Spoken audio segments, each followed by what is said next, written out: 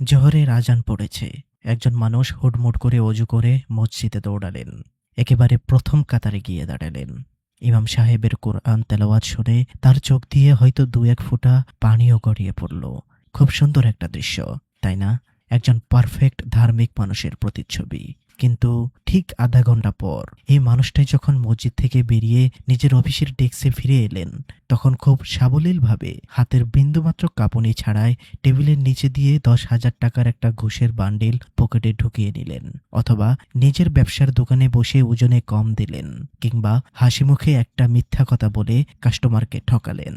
আপনি যদি গিয়ে ওই মানুষটার চোখে চোখ রেখে জিজ্ঞাসা করেন, ভাই, আপনি না এইমাত্র মহাবিশ্বের স্রষ্টার সামনে দাঁড়িয়ে সিজদা করে এলেন, আর আধা ঘন্টা না পেরোতেই মানুষের হক মারছেন, সে হয়তো খুব স্বাভাবিক একটা হাসি দিয়ে আপনাকে বলবে, আরে ভাই, ধর্ম হলো ধর্মের জায়গায়, আর দুনিয়াদারি হলো দুনিয়াদারির জায়গায়, দুটোকে এক করলে তো আর পেট চলবে না। ভাই, এই যে চরম একটা হিপোক্রিসি বা ভণ্ডামি, এটা কি শুধু ওই লোকটার একার গল্প, নাকি এটা আমাদের বর্তমান সমাজের সবচেয়ে নগ্ন আর রিয়েলিস্টিক একটা প্রতিচ্ছবি? একটু নিজেদের দিকে তাকিয়ে দেখুন। আমরা দিনে 5 বার মসজিদে যাচ্ছি, কপালে সেজদার কালো দাগ ফেলে দিচ্ছি। জুমার দিন মসজিদের ভেতরে জায়গা না পেয়ে রাস্তায় কার্পেট বিছিয়ে ট্রাফিক জ্যাম লাগিয়ে নামাজ পড়ছি। আমাদের দেশে মুসল্লির তো কোনো অভাব নেই, কিন্তু আমাদের সমাজ থেকে কি সুদ কমেছে, ঘুষ কমেছে, দুর্নীতি, ধর্ষণ আর অন্যের হকমারা কি 1%ও কমেছে? বরং বেড়ে গিয়েছে।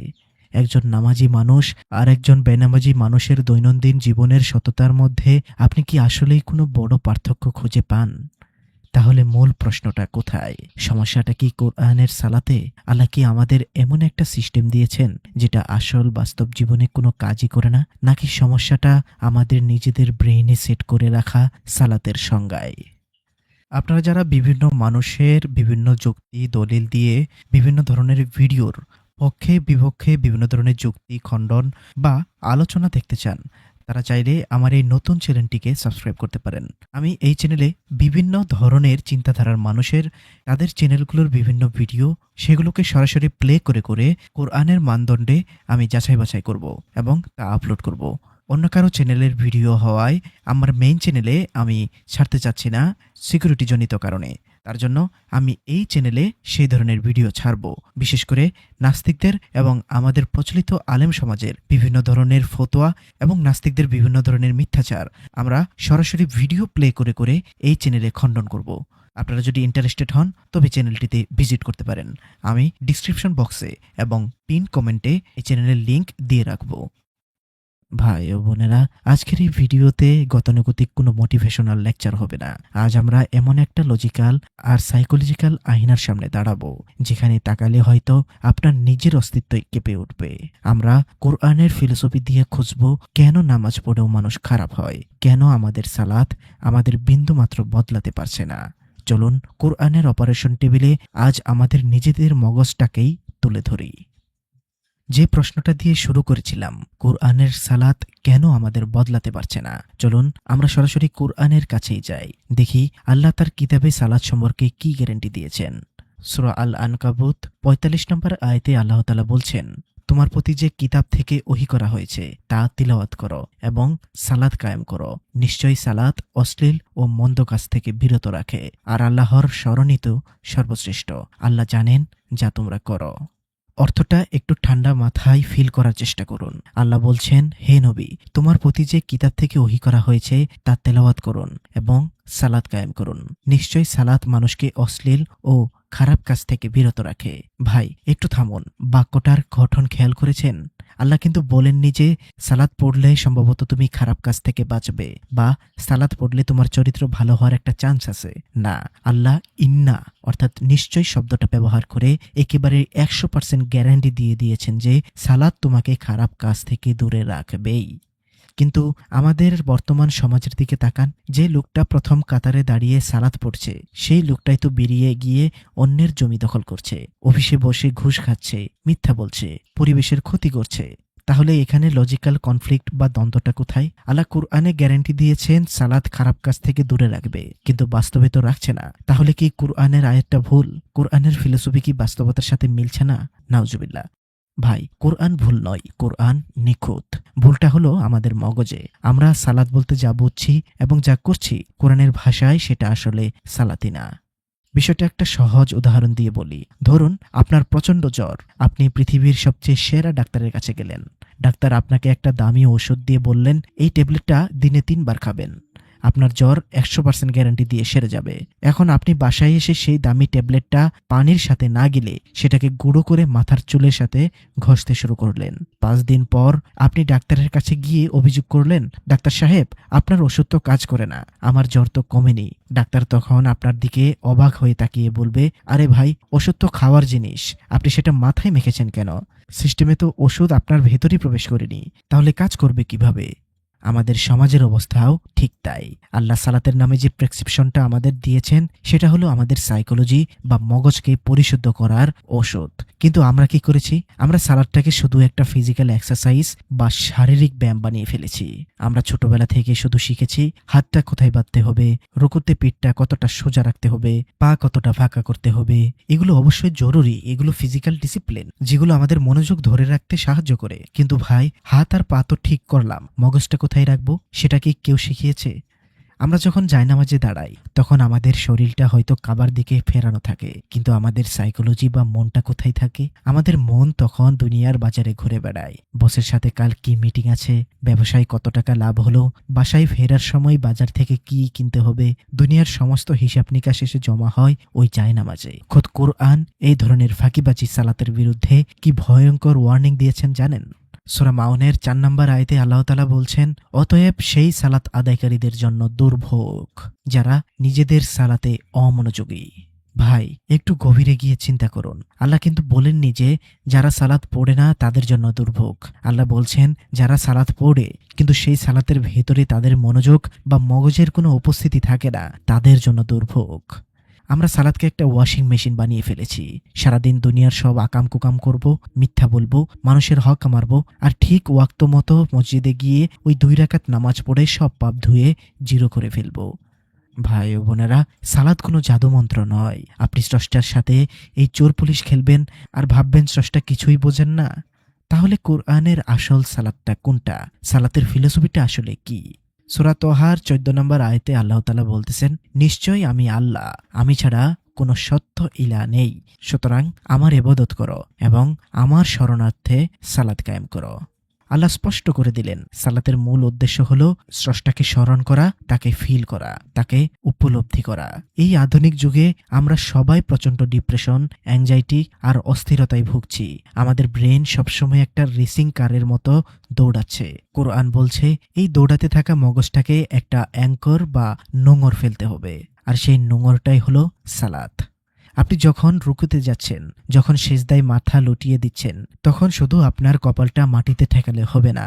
আপনার ইগো, আপনার অহংকার, আপনার দুনিয়াবি লোভ সবকিছুকে ওই মাটির সাথে মিশিয়ে দিতে হবে। মহাবিশ্বের সবচেয়ে সুপ্রিম পাওয়ার বা সর্বশক্তিমান সত্তার সামনে নিজেকে একেবারে শূন্য বা জিরো করে ফেলার নামই হলো সালাত।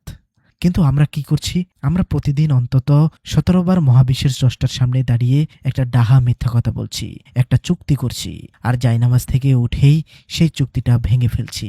সূরা ফাতিহা যা ছাড়া সালাত নাকি হয় না, এর 5 নম্বর আয়াতে প্রতিদিন আমরা রূপক অর্থে আল্লাহর চোখের দিকে তাকিয়ে কি বলি জানেন? ইয়াক্কা নাবুদু ওয়া ইয়াক্কা নাস্তাঈন, অর্থাৎ আমরা কেবল তোমারই দাসত্ব করি এবং তোমার কাছেই সাহায্য চাই। কি ভয়ঙ্কর একটা প্রমিস, কি বিশাল একটা যুক্তি। আমরা বলছি আমরা কেবল তোমারই দাসত্ব করি, কিন্তু ভাই, জায়নামাজ থেকে উঠেই আমরা কার দাসত্ব করি? আমরা আমাদের বসের দাসত্ব করি, আমরা টাকার দাসত্ব করি, আমরা সমাজের লোকলজ্জার দাসত্ব করি, আমরা আমাদের নফস বা প্রবৃত্তির দাসত্ব করি। আমরা বলছি আমরা কেবল তোমার কাছেই সাহায্য চাই, অথচ বাস্তবে কোনো বিপদে পড়লে সবার আগে আমাদের মাথায় আসে অমুক মন্ত্রীর কাছে যাই, অমুক বড় ভাইয়ের কাছে যাই, অমুক ব্যাংকের ম্যানেজারের কাছে যাই। আল্লাহর কথা আমাদের মনে পড়ে সবার শেষে, যখন আর কোনো উপায় থাকে না। একটু নিজের বিবেকের আয়নায় দাঁড়িয়ে নিজেকে প্রশ্ন করুন তো, প্রতিদিন 17 বার আল্লাহর সামনে দাঁড়িয়ে এই যে ডাহা মিথ্যা কথাগুলো আমরা বলছি, এই যে চরম একটা হিপোক্রেসি আমরা করছি, এরপর কি আমরা আশা করি যে এই সালাত আমাদের জীবন বদলে দেবে? এই সালাত আমাদের খারাপ কাজ থেকে দূরে সরিয়ে রাখবে? না ভাই, কোরআনের ফিলোসফিতে সালাত কোনো পার্ট টাইম ডিউটি নয়। সালাত কোনো রিচুয়াল বা প্রথা নয় যে আপনি রোবটের মতো কিছু উঠা বসা করলেন আর আপনার দায়িত্ব শেষ। সালাত হলো একটা লাইফস্টাইল। সালাত হলো একটা ট্রেনিং ক্যাম্প। জায়নামাজে দাঁড়িয়ে আপনি যে চুক্তিটা করলেন, জায়নামাজ থেকে বেরিয়ে আপনার ব্যবসার দোকানে, আপনার অফিসের ডেস্কে, আপনার পরিবারের সাথে সেই চুক্তিটা রক্ষা করার নামই হলো আসল সত্য। যতক্ষণ না আমাদের মগজে এই কোরআনিক ফিলোসফিটা সেট হচ্ছে, ততক্ষণ আমরা হাজার বছর ধরে মসজিদে গিয়ে কপালে দাগ ফেলে দিলেও আমাদের সমাজ থেকে দুর্নীতি, ধর্ষণ আর অবিচার এক বিন্দুও কমবে না। ভাই ও বোনেরা, তাহলে সমাধান কি? আমরা কি সালাত পড়া ছেড়ে দেব? আমরা কি মসজিদে যাওয়া বন্ধ করে দেব? একেবারেই না। কোরআন আমাদের সালাত ছাড়তে বলেনি। কোরআন আমাদের সালাতের ওই অপারেটিং সিস্টেম বা মগজটাকে রিস্টার্ট করতে বলছে। ভাই, একটু ভেবে দেখুন তো, একজন সেনা সদস্য বা সোলজার যখন ট্রেনিং ক্যাম্পে যায়, সেখানে যে নিয়ম শৃঙ্খলা শেখে, অস্ত্র চালানো শেখে, কিন্তু তার আসল পরীক্ষা কি ওই ট্রেনিং ক্যাম্পের ভেতরে হয়? না, তার আসল পরীক্ষা হয় যুদ্ধক্ষেত্রে। সে ট্রেনিং ক্যাম্পে যা শিখেছে সেটা যদি যুদ্ধক্ষেত্রে প্রয়োগ করতে না পারে, তাহলে সেই ট্রেনিং এর কোনো মূল্যই নেই। সালাত হলো আমাদের ট্রেনিং ক্যাম্প। মসজিদ হলো সেই জায়গা যেখানে দিনে 5 বার আমরা আমাদের ইগোকে ভাঙতে যাই, স্রষ্টার সামনে মাথা নত করে এটা রিয়েলাইজ করতে যাই যে আমি কিছুই না। আমার ক্ষমতা, আমার ব্যাংক ব্যালেন্স, আমার স্ট্যাটাস এই মহাবিশ্বের স্রষ্টার সামনে জিরো। আর আমাদের আসল যুদ্ধক্ষেত্র কোনটা? আমাদের আসল যুদ্ধক্ষেত্রটা হলো ওই ট্রেনিং ক্যাম্প থেকে বের হওয়ার পর। আপনার অফিস, আপনার ব্যবসার দোকান, আপনার সংসার আর রাস্তার ওই জ্যামে আটকে থাকা সময়টা, এগুলোই হলো আপনার আসল যুদ্ধক্ষেত্র। যে মানুষটা জায়নামাজে দাঁড়িয়ে স্রষ্টার সুপ্রিম পাওয়ার বা সর্বময় ক্ষমতার কাছে নিজেকে সমর্পণ করার ফিলোসফিটা একবার মগজে গেঁথে নিতে পারবে, আমি গ্যারান্টি দিয়ে বলতে পারি ওই মানুষটা মসজিদ থেকে বেরিয়ে তার অফিসের টেবিলের নিচ দিয়ে কোনোদিন ঘুষের টাকা ধরতে পারবে না। তার হাত কাঁপবে। যে মানুষটা সালাতে দাঁড়িয়ে আমরা শুধু তোমারই দাসত্ব করি এই চুক্তিটা ফিল করতে পারবে, সে কোনোদিন দুনিয়ার 2 টাকার স্বার্থের জন্য মিথ্যা কথা বলে কাস্টমারকে ঠকাতে পারবে না। তার বিবেক তাকে আটকে দেবে। কোরআনের সালাত কোনো পার্ট টাইম রিচুয়াল নয় ভাই, এটা হলো একটা আলটিমেট লাইফস্টাইল। যেদিন আমরা সালাতকে শুধু ফিজিক্যাল উঠা বসার জায়গা থেকে বের করে আমাদের সাইকোলজি আর বাস্তব জীবনের সাথে কানেক্ট করতে পারবো, ঠিক সেদিন কোরআনের সূরা আনকাবুতের ওই 45 নম্বর আয়াতটা আমাদের জীবনের ম্যাজিকের মতো কাজ করবে। সেদিন সালাত সত্যি আমাদের সমস্ত খারাপ কাজ থেকে আটকে রাখবে। ভাই ও বোনেরা, আজকের পর কালকে ফজর বা জোহরে যখন আবার জায়নামাজে দাঁড়াবেন, তখন হাত বাঁধার আগে জাস্ট 5 সেকেন্ডের জন্য চোখটা বন্ধ করবেন। নিজেকে একটা প্রশ্ন করবেন, আমি কার সামনে দাঁড়িয়েছি? আমি কি শুধু একটা ফিজিক্যাল ডিউটি পালন করতে এসেছি, নাকি মহাবিশ্বের রবের সাথে একটা চুক্তি করতে এসেছি? আপনার ব্রেন যদি দ্বিতীয় উত্তরটা দেয়, তাহলে বুঝে নেবেন আপনার সালাত শুরু হয়ে গেছে। ভাই ও বোনেরা, সত্য আসলে আমাদের চোখের সামনে আছে। সমস্যা হলো আমরা শতাব্দীর পর শতাব্দী ধরে মানুষের বানানো নিয়মের চশমা পরে সেই সত্যকে অন্ধের মতো এড়িয়ে গেলেন। কোরআনকে ফার্স্ট প্রায়োরিটি না বানালেই এই অন্ধত্বের দেয়াল ভেঙে যাবে। ভাই ও বোনেরা, আমাদের আজকের এই লজিক্যাল এবং সাইকোলজিক্যাল ব্যবচ্ছেদ আপনাদের কেমন লাগলো তা অবশ্যই কমেন্ট করে জানাবেন। ভিডিওটি শেয়ার করে এই ঘুমন্ত সমাজকে একটা ধাক্কা দিতে পারেন। দেখা হচ্ছে পরবর্তী কোনো ভিডিওতে নতুন কোনো চিন্তা ভাবনায়। সে পর্যন্ত সবাই ভালো থাকবেন, সুস্থ থাকবেন। সবাইকে সালামু আলাইকুম।